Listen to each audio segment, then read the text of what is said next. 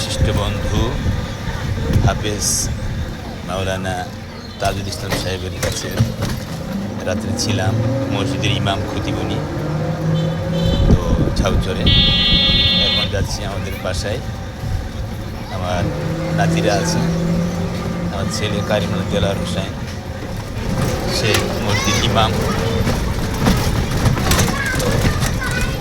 তো ঝাউচর একটু সাবার আমাদের বর্তমান বাসা।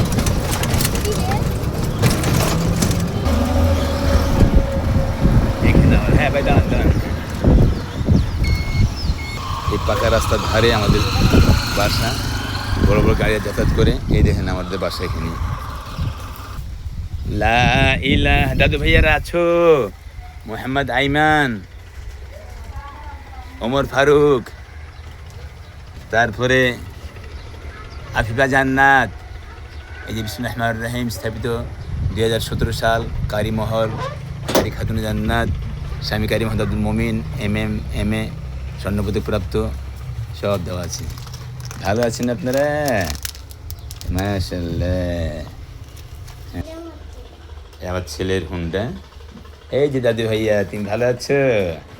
মাশাআল্লাহ, জাযাকাল্লাহ তাআলা। ওমর ফারুক, আফিফা জান্নাত। অসুখ ভালো হয়েছে? ভালো হয়ে যাবে ইনশাআল্লাহ।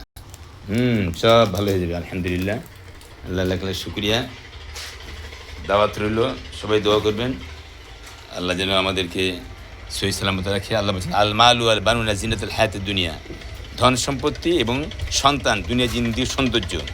তো আমাদের সবার জন্য যেন, আমার 1 মেয়ে 2 ছেলে, তো সবাই ভালো আছেন, সবাই যেন দোয়া করবেন আল্লাহ সকলকে সহি সালামত রাখে। আমিন।